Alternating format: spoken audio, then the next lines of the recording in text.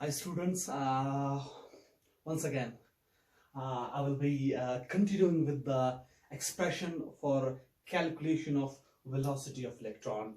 इस वाले टॉपिक में जो आज हम डिस्कस करने जा रहे हैं हम कैलकुलेट करेंगे what will be the velocity of an electron.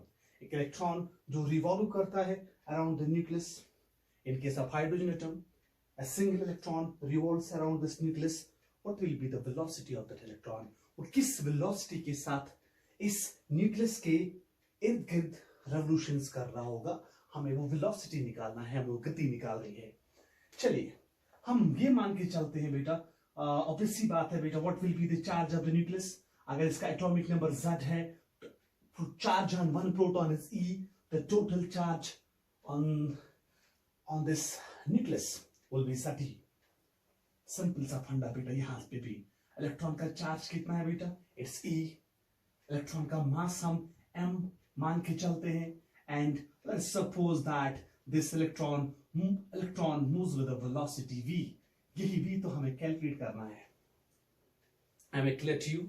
Now I am supposed to calculate the expression for the velocity. अब वेलोसिटी का एक्सप्रेशन कहां से आएगा? I will derive the expression of velocity from the classical laws of physics. अब बात समझने की कोशिश करना. मेरे पास बेटा ये इलेक्ट्रॉन है. ये इलेक्ट्रॉन कौन सा मोशन दिखाता है? Circular motion.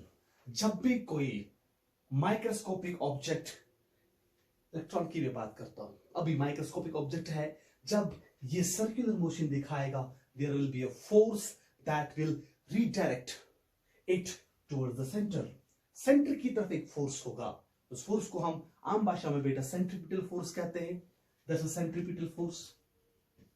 And the expression for this centripetal force पिछली क्लासेस में भी हमने डिस्कस किया था. That expression is F of C. Centripetal force is equal to mv square divided by r. इसको इक्वेशन फर्स्ट मान के चलिए. यहां तक बात समझ आ गई बेटा. अब हम let's try to find that कि कौन सा एक ऐसा फोर्स होगा जो इस इलेक्ट्रॉन को सेंटर की ओर खींचेगा. लिटरली बेटा वो फोर्स कौन सा फोर्स है? ये आपका नेगेटिवली चार्ज इलेक्ट्रॉन है. ये आपका पॉजिटिव चार्ज न्यूक्लियस है. The positive field of this nucleus, इस न्यूक्लियस का पॉजिटिव चार्ज इस इलेक्ट्रॉन को कहां की तरफ खींचेगा? सेंटर की तरफ खींचेगा. तो मैं ऐसा कहूंगा ना, the electrostatic force will be responsible for the centripetal force. The Coulombian interaction between the oppositely charged species, nucleus and electron, वही responsible होगा for the centripetal force. So I can say that electrostatic force, electrostatic force किसके बराबर होगा? It will be equal to, मान लीजिए F of E 1/4 by epsilon naught.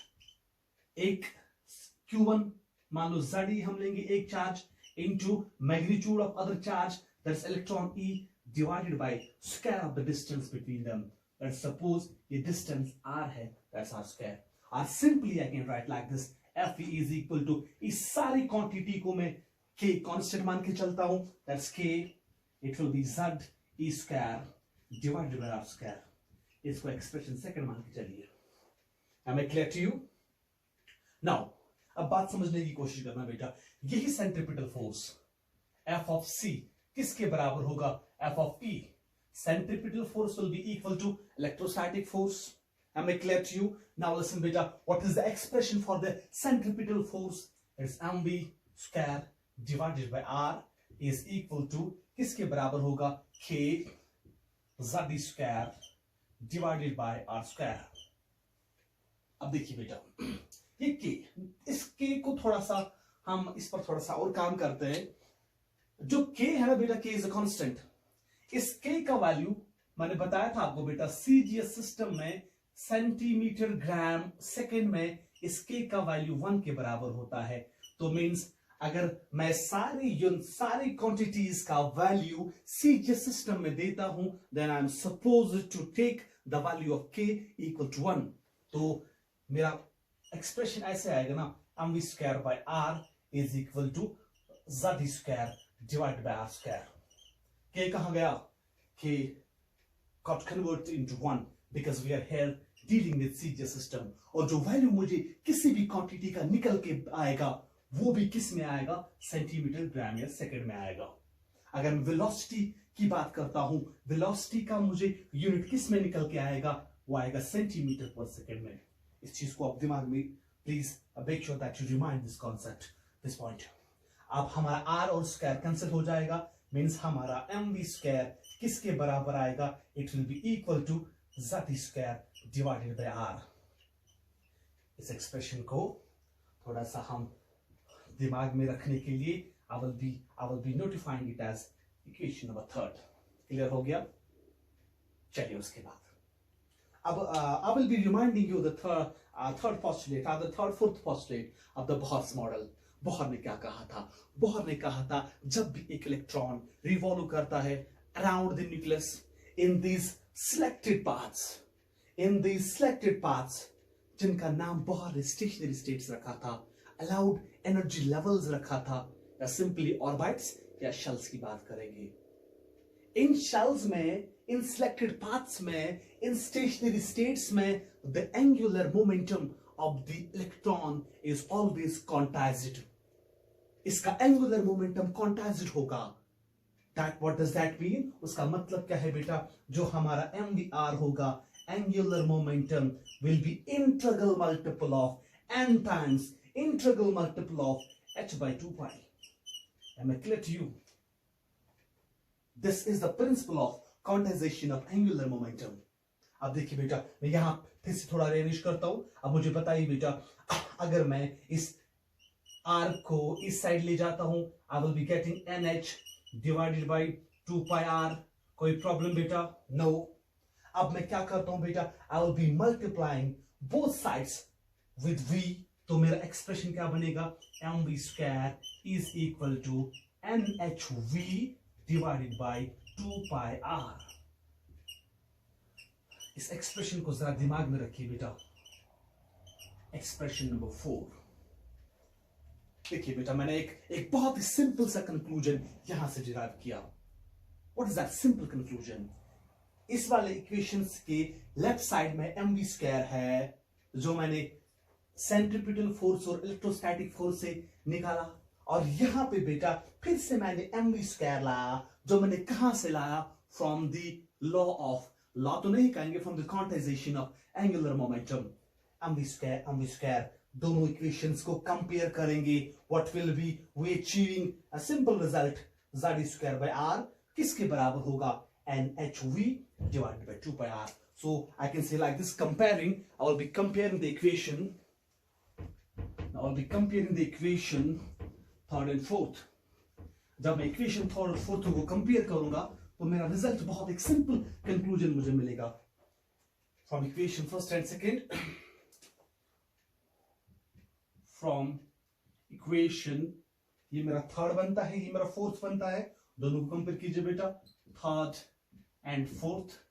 तो बताइए बेटा, ये वाला N H V 2 pi R, ये बेटा N H V 2 pi R, वो किसके बराबर निकलेगा?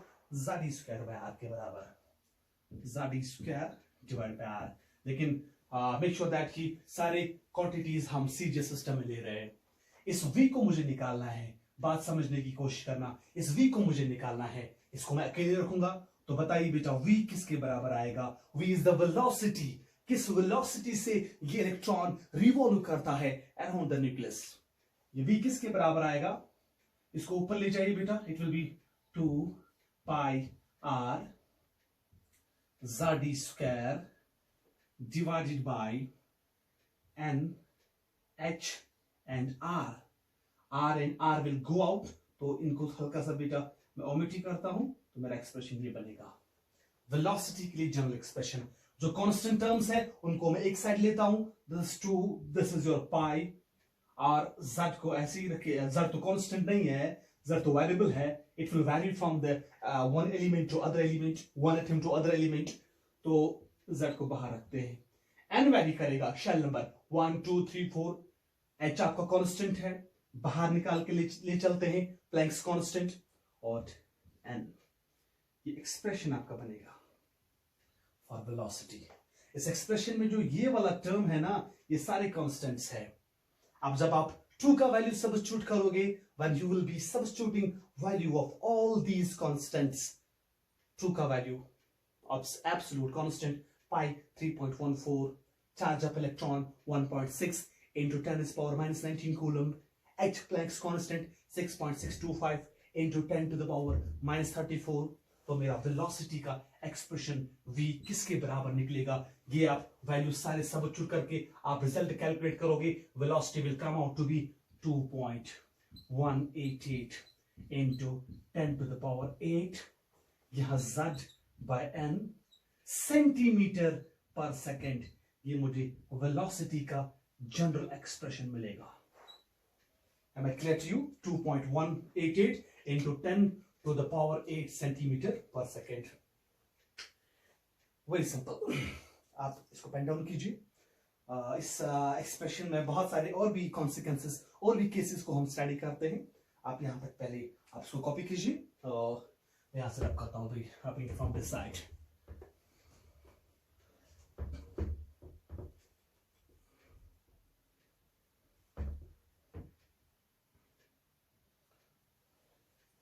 अब देखिए बेटा, इस एक्सप्रेशन हमारा, अब अगर हमें कैलकुलेट करना होगा velocity, v is equal to general expression क्या हमें मिला बेटा, 2.188 into 10 to the power 8 z divided by n centimetre पर सेकेंड। क्या आप निकाल सकते हो हाइड्रोजन के लिए एक्सप्रेशन? अगर आपसे पूछा जाता है बताइए बेटा what will be the velocity of hydrogen, what will be the velocity of electron in the first orbit of hydrogen, hydrogen के पहले ऑर्बिट में n is equal to 1 में, z is equal to 1 में, बताइए what will be the velocity of that electron। तो आप कर सकते हो बेटा v is equal to 2.188 into 10 to the power 8, 1 z hydrogen atomic number 1, पहले शेल की बात हो रही है n1, तो इतना वेलोसिटी आएगा। आप देखिए बेटा, this is absolutely out of comprehension, इतना ज्यादा वेलोसिटी एक इलेक्ट्रॉन का होता है।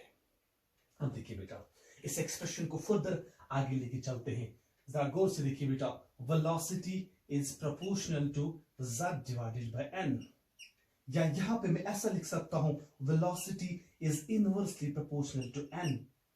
What does that mean? Means जितना जितना n का वैल्यू इंक्रीज होगा, मींस जितना जितना मैं न्यूक्लियस से बाहर बाहर जाऊंगा to the outer shells, electron n का वैल्यू इंक्रीज होगा, बट v का वैल्यू क्या होगा बेटा, वो डिक्रीज होगा। मींस जो हायर शेल्स होंगी उनमें इलेक्ट्रॉन का वेलोसिटी जो होगा वो कम होगा as compare to that of inner shells. तो चलो इस चीज को और भी मैं क्लियर कर सकता हूं बेटा इस वाले कंक्लूजन से। मान लो ये हमारा हाइड्रोजन है, ये चलो कोई स्पीशीज है, hydrogen like species, shell number 1 2 3 and 4। अब मान के चलिए बेटा ये n इज इक्वल टू 1 है, ये n इज इक्वल टू 2 है, ये n3, this is n4 and ये मान के चलिए दिस इज nth शेल है। इसमें वेलोसिटी का वैल्यू v1 होगा, it will B v2 v3 v4 और यहां vn होगा। आप इस एक्सप्रेशन को देखिए बेटा, velocity is inversely proportional to n value shell number. तो इसका मतलब क्या है बेटा, जो v1 होगा बेटा, v1 में n का वैल्यू कम है तो वेलोसिटी का वैल्यू ज्यादा होगा, तो simply v1 will be greater than v2, greater than v3, greater than v4 and so on. ये कंक्लूजन समझ आ गया बेटा? जितना जितना हम न्यूक्लियस से दूर दूर जाते हैं जो वेलोसिटी होगा, वेलोसिटी का वैल्यू डिक्रीज होगा। Very important conclusion.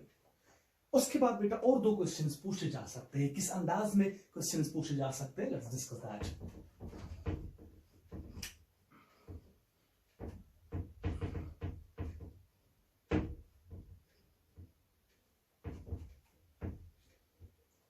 लिसन बेटा, यहां पे कंक्लूजन हम देखा बेटा, velocity is proportional to z by n। अगर मुझसे पूछा जाता है, if I'm asked that you calculate the ratio of velocities in different shells of the same atom, अगर मुझे एक ही एटम के डिफरेंट शेल्स में क्या निकालना है, वेलोसिटीज का रेशियो कैसे निकालूंगा? मींस मुझे मान लो बेटा ये मेरा एटम है, दिस इज माई एटम, मान लो कोई जिसका एटॉमिक नंबर z है, ये शेल नंबर मान लो बेटा दिस इज n, चलो इसमें v1 वेलोसिटी होगा और दूसरी कोई शेल है उसमें वेलोसिटी v2 होगा। अब मुझे v2 बाई v1 का रेशियो निकालना है। ये v2 बताइए बेटा, v2 will be proportional to z divide by n2, यहां आएगा z डिवाइड बाई n1, ये आएगा ना v2 बाई v1। तो या ये सिंपली z और z कैंसिल आउट हो जाएगा, that will be equal to n1 by n2। Means जो आपका v2 बाई v1 होगा वो किसके बराबर होगा, n1 बाई n2। या अगर आप ऐसा लिखोगे v1 बाई v2 ही, इसका रेसिप्रोकल लीजिए, वो आएगा बेटा n2 by n1। Am I clear to you? इस एक्सप्रेशन से और एक कंक्लूजन क्लियर हो गया। अगर मैं हाइड्रोजन एटम की बात करता हूं, ये पहला शेल जो होगा v1 will be equal to v1 by v2, ऐसे लिखो बेटा v1 बाई v2, ये किसके बराबर आएगा, n2 बाई n1 है ना, तो 2 बाई 1 आएगा। तो v1 is equal to twice v2 में जो वेलोसिटी पहले शेल में होगी it will be double of the velocity in the second shell. Am I clear? या दूसरा पैटर्न का न्यूमेरिकल ऐसा भी पूछा जाएगा, दो डिफरेंट एटम्स है, इसका मान लो z1 है, इसका मान लो एटॉमिक नंबर z2 है, इसके n1 में आपको वेलोसिटी निकालना है, इसके n2 में आपको वेलोसिटी निकालना है, उन वेलोसिटीज का रेशियो निकालना है। सपोज इसमें वेलोसिटी v1 होगा, इस वाले शेल में वेलोसिटी v2 होगा। Then if you ask that what will be v1 by v2, obvious सी बात है v1 किसके, v1 लिसन, v1 किसके बराबर होगा, z1 bye n1, z1 bye n1, और आपका v2 किसके बराबर होगा, z2 बाय n2। जब इसको आप रेसिप्रोकल करोगे आपका आंसर ये आएगा z1 बाय n1 इनटू क्या आएगा बेटा, n2 बाय z2। ये रेशियो, इसको make sure that you remind this concept, आप इसको दिमाग के डिब्बे में याद रखोगे। अगर कोई न्यूमेरिकल इस पैटर्न का आएगा, you have the expressions, you can easily calculate the value of that very numerical। हो गया वेलोसिटी, चलो वेलोसिटी भी हमारा हो गया। अब और एक कॉन्सेप्ट है जो इक्वली बहुत इंपॉर्टेंट है, दैट्स द ऑर्बिटल फ्रीक्वेंसी। अब ये इलेक्ट्रॉन है, इलेक्ट्रॉन रिवॉल्व करता है around the nucleus in circular paths. आप पहले इसको पेन डाउन कीजिए, तब तक मैं बेटा आई will be here writing the other, मैं दूसरा एक टॉपिक टच करने वाला हूं बेटा, दैट्स ऑर्बिटल फ्रीक्वेंसी।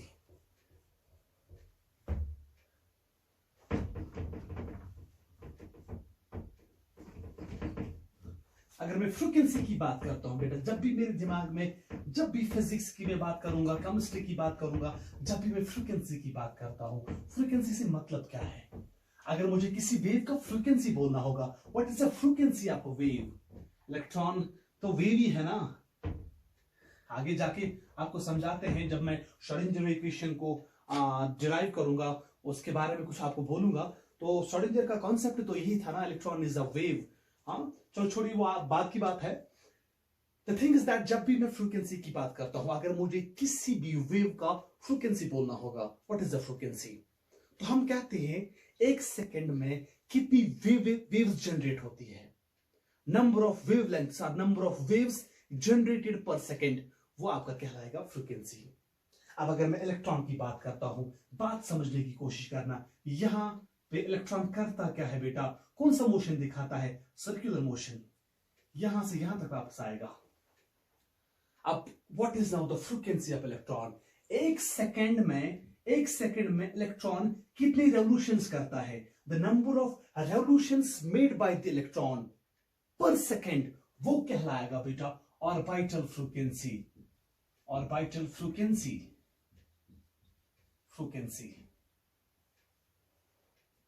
सो मैं लिख सकता हूं ना बेटा, I can simply write number of revolutions made पर सेकेंड, वो कहलाएगा बेटा हमारा ऑर्बिटल फ्रीक्वेंसी। अब देखिए बेटा, चलो ये मान के चलते हैं, इस ऑर्बिटल फ्रीक्वेंसी को न्यू से डिनोट करते हैं। बताइए बेटा ऑर्बिटल फ्रीक्वेंसी अब किसके बराबर होगा, it will be equal to velocity. आपने कैरेक्टरिस्टिक्स ऑफ वेव्स पढ़ा होगा, फ्रीक्वेंसी किसके बराबर होता है, वेलोसिटी डिवाइडेड बाय डिस्टेंस। यहां डिस्टेंस क्या है, यहां डिस्टेंस सर्कमफ्रेंस है ना, So I will be writing here 2 pi r. Am I clear to you? अब देखो बेटा, जब आप v is nu, this is frequency, orbital frequency, velocity divided by 2 pi r. आप velocity का एक्सप्रेशन इसमें डालोगे, हमने कैलकुलेट करके रखा है. आप r का एक्सप्रेशन इसमें डालोगे, हमने कैलकुलेट करके रखा है. तो फाइनली बेटा जो आपका v का एक्सप्रेशन बनेगा, v this orbital frequency new, चलो इसको न्यू से हम डिनोट करते हैं. दैट ऑर्बिटल फ्रीक्वेंसी, उसका value 6.66 into 10 to the power 15 z square divided by n cube, ये हमारा मिलेगा. This is the expression for orbital frequency. Am I clear to you? This is the expression for orbital frequency. 6.66 into 10 to the power 15 z square by n cube. यहाँ पर second, एक second में इतने revolution से electron करेगा जिसका atomic number, जिस atom में वो प्रेजेंट होगा, जिसका एटॉमिक नंबर z है, और जिस शेल की हम बात कर रहे हैं दैट शेल इज n. अब देखिए बेटा, अगर मैं इस एक्सप्रेशन को हल्का सा आगे लेके चलता हूं फॉर हाइड्रोजन एटम, अगर मैं हाइड्रोजन एटम की बात करता हूं, जरा बताइए बेटा, हाइड्रोजन एटम, ये हमारा न्यूक्लियस है, ये हाइड्रोजन एटम का शेल नंबर 1 है, n = 1. अगर मुझसे पूछा जाता है, आप बताइए बेटा, एक सेकंड में जो इलेक्ट्रॉन है ये कितनी रेवोल्यूशंस करता है, तो v is equal to frequency 6.66 into 10 to the power 15 z square divided by n square. यही तो एक्सप्रेशन है. बताइए हाइड्रोजन के लिए z का वैल्यू कितना है? हाइड्रोजन के लिए z का वैल्यू कितना है? 1. पहले शेल में n का वैल्यू 1, तो 6.66 into 10⁻⁻15 per second, इतना होगा ऑर्बिटल फ्रीक्वेंसी. मींस एक सेकंड में you imagine this is beyond the comprehension. एक इलेक्ट्रॉन कितने रेवोल्यूशंस करता है? 6.66 into 10 to the power 15, इतनी रेवोल्यूशंस एक सेकंड में करता है. Am I clear to you? अब यहां पर भी बेटा दो टाइप के न्यूमेरिकल्स आपसे पूछे जा सकते हैं, दोनों को हम डिस्कस करते हैं.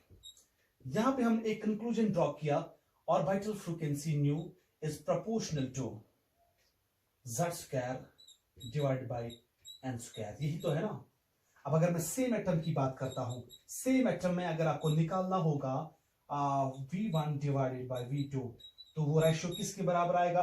z दोनों के लिए सेम है बेटा, वो निकल के आएगा. डिनोमिनेटर में है बेटा n है ना, तो ऊपर हमारे ऊपर आएगा बेटा, it will be n2 square divided by n1 square. Am I clear to you? इसको हल्का सा आप दिमाग में थोड़ा सा यूज कर लो, आपका क्लियर हो जाएगा. बहुत सिंपल मैथमेटिक्स यहाँ पे है. अगर मैं डिफरेंट एटम्स की बात करता हूं, डिफरेंट एटम्स में हमारा क्या होगा बेटा? Z1 भी अलग होगा और Z2 भी अलग होगा. तब बताइए बेटा, V1 ये nu1 by nu2 orbital frequency, what will be the ratio of orbital frequency? It will be equal to Z1, here we have it's rather cube, so cube, तो यहाँ बेटा यहाँ cube आएगा. Am I clear? This is cube. Expression में हमने निकाला था, तो आपका आएगा Z1 square divide bye n1 cube into. अब जो दूसरा वाला टर्म है उसका रेसिप्रोकल हो जाएगा v2.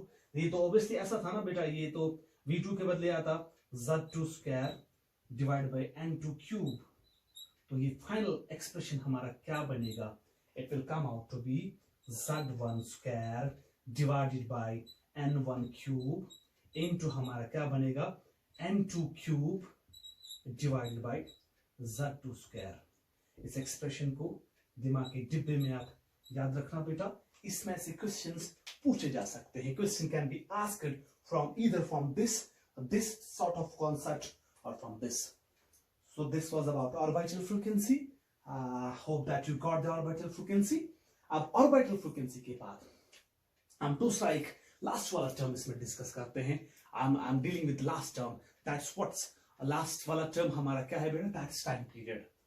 जब भी हम बेटा टाइम पीरियड की बात करते हैं, टाइम, आइंस्टाइन से जब पूछा गया what's time, what was the answer of Albert Einstein, the great mind. Einstein ने कहा था बेटा, he said that time is what clock reads. अब यहां टाइम की बात नहीं हो रही, यहां टाइम पीरियड की बात हो रही है. Now what is time period? अब टाइम पीरियड का मतलब है अगर हमारे पास कोई पीरियोडिक मोशन है, एक पीरियोडिक मोशन का एक कंप्लीट साइकिल होता है. पीरियोडिक मोशन के एक कंप्लीट साइकिल को कंप्लीट करने में कितना टाइम हमें लगता है, that's what we call as time period. जब हम वेव्स की बात करते हैं, इस बात समझने की कोशिश करना बेटा, हम कहते हैं बेटा एक वेव जनरेट होने में कितना टाइम हमें लगता है, कितना टाइम हमें लगता है। या अगर मैं इसी इलेक्ट्रॉन की बात करता हूं, ये इलेक्ट्रॉन ये रिवॉल्व करता है around the nucleus, am I clear to you, करता है कि नहीं, बात समझना बेटा। देखिए टाइम पीरियड लास्ट वाला एक्सप्रेशन हमारे बॉल्स मॉडल में होगा यही वाला, उसके बाद we will be discussing the limitations. देखिए बेटा ये हमारा न्यूक्लियस है और ये हमारा इलेक्ट्रॉन है, ये इलेक्ट्रॉन रिवॉल्व करता है जिसका मास m है, जिसकी वेलोसिटी v है, it revolves around this nucleus. आप बात समझना बेटा, इलेक्ट्रॉन का motion around the nucleus it is a periodic motion, am I clear to you. अब कितना टाइम लगता है एक इलेक्ट्रॉन को एक कंप्लीट रेवोल्यूशन में, एक कंप्लीट साइकिल कंप्लीट करने में, that's what we call as time period, am I clear to you. So time taken to complete one revolution is simply the time period. अब बात समझना बेटा, टाइम पीरियड का expression किसके बराबर होगा, आपको पता है बेटा टाइम पीरियड किसके बराबर होगा, that will be equal to ये डिस्टेंस कितना कवर करेगा, distance divide by velocity, distance divided by velocity, am I clear to you, means T time period will be equal to कितना डिस्टेंस कवर करता है एक साइकिल में, ये 2 pi r, am I clear to you. कितना velocity इसका है v, it's reciprocal of orbital frequency का रेसिप्रोकल क्या कहलाता है, दैट्स टाइम पीरियड। आपने वेव्स में भी पढ़ा होगा बेटा, frequency is equal to 1 divide by time period. या अगर हम सिंपल फ्रीक्वेंसी जो ऑर्बिटल फ्रीक्वेंसी है उसकी एक्सप्रेशन का रेसिप्रोकल लेते वो टाइम पीरियड निकलता। लेकिन थोड़ा सा इलैबोरेटिव मैनर में पढ़ते हैं तो टी आर का वैल्यू दे दो, वी का वैल्यू दे दो, एक्सप्रेशंस आपके सामने है। तो लास्ट में जो टाइम पीरियड है बेटा, इसका एक्सप्रेशन क्या निकल के आएगा, it will come out to be 1.5 into 10 to the power minus 16